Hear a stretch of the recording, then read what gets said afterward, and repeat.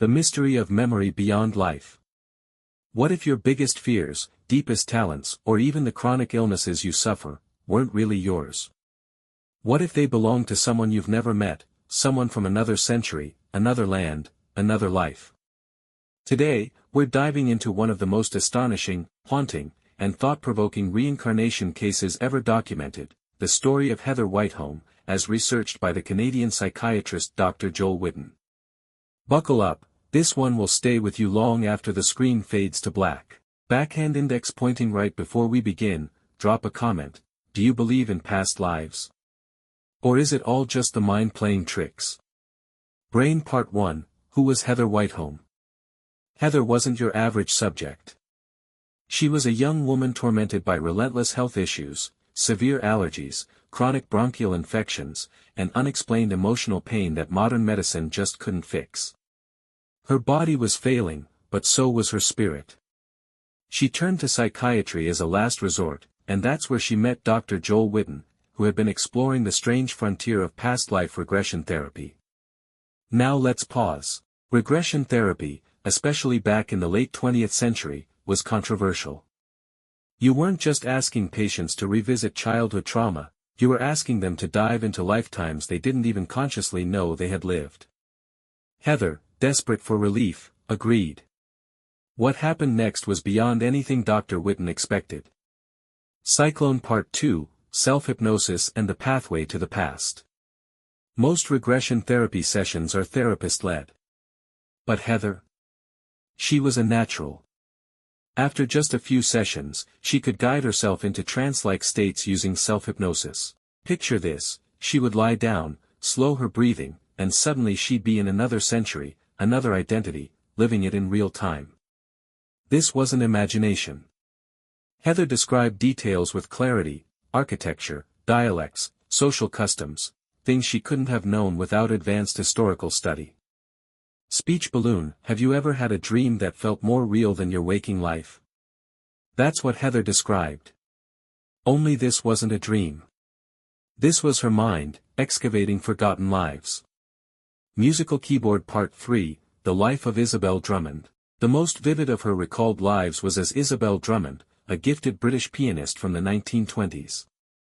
Heather described playing Chopin on an elegant Steinway in a grand manor house outside London. She remembered small, eerie details: the ivory keys had a chipped edge on middle C. The room always smelled faintly of rose oil. She wore long, pearl-buttoned gloves. Now here's the kicker: when researchers tried to verify Isobel Drummond's existence, they found archival mentions of a pianist by that name who died tragically in 1931 in a car accident. Just as Heather described. Is it a coincidence, or a memory? What do you think? Is this just a case of cryptomnesia, forgotten memories from books or conversations? Or something deeper? Comment your theory. Crossed Swords Part 4, Evangeline and the Inquisition. In later regressions, Heather tapped into a darker, more harrowing past life, that of Evangeline, a French noblewoman during the Spanish Inquisition. She remembered being imprisoned in the Alcazar of Segovia, tortured for refusing to renounce her beliefs. She recalled the cold stone, the clinking of iron chains, and the screams echoing in the corridors. During these regressions, her body reacted viscerally, sweating, shaking, even fainting. She vomited after one session. Dr. Whitton noted this with amazement: her body was reliving trauma it had never physically endured. Can a soul carry physical memory? Waxing crescent moon. And here's a strange twist: following the Evangeline sessions, Heather began speaking snippets of Old French and Latin, fluently. Languages she had never studied. Exploding head: mind blown. Yeah, us too. Milky Way Part 5, Between Lives, the Interlife Realm. Heather didn't just visit lives. She ventured into the space between them, a realm of golden light, celestial beings, and life-planning sessions. She described meeting entities resembling Egyptian gods, like Thoth and Anubis, who helped her review past incarnations and choose her current life path, almost like picking a character in a video game, but with moral consequences.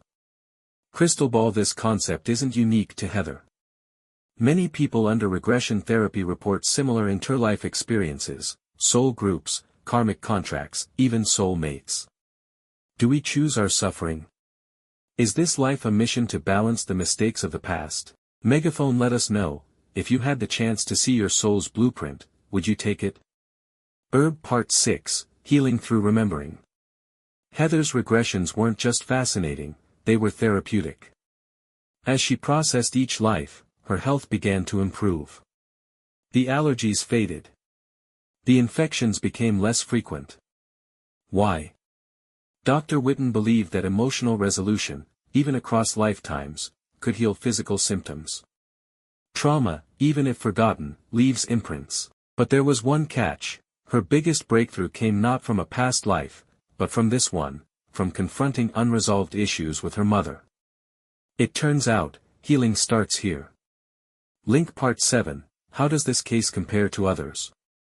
Heather's story is remarkable, but not isolated. Books. Dr. Ian Stevenson, another pioneer, documented thousands of reincarnation cases in children, kids remembering obscure details of lives they never lived. Some could name old villages, describe past homes, even recall exact ways they died. One famous case involved a child in India who remembered being a shopkeeper and led researchers to a town he'd never visited, where an actual man matching his memories had lived and died. It raises a powerful question: does memory survive death? Flying Saucer Part 8, Reincarnation and Modern Pop Culture. The fascination with past lives is exploding in pop culture. Shows like Surviving Death, TikTok regression challenges, and past life tarot readings are gaining momentum. Are we on the verge of accepting reincarnation as more than folklore? Or is this just our fear of death seeking comfort? Even scientists are dipping their toes in, with quantum consciousness theory suggesting that time may not be linear, and consciousness may not be bound to biology. Clapperboard, if time is a loop, are we already living all our lives at once? Microphone outro, what does Heather's story teach us? Heather Whiteholme's case is more than just a ghost story or a historical curiosity. It's a reminder that the human experience might stretch beyond birth and death, that healing sometimes requires us to look not just inward, but backward. Whether you believe in reincarnation or not, this story challenges us to ask, what parts of ourselves are truly ours? Are we the sum of one life, or many? And what echoes from our past are shaping our present? Backhand index pointing down. Comment below, which part of Heather's story struck you the most? Have you ever had a memory that didn't feel like your own? Bell. Don't forget to like, subscribe, and ring the bell for more deep dives into the mysterious and the mind-bending. Thanks for watching. Until next time, keep questioning everything. Compass.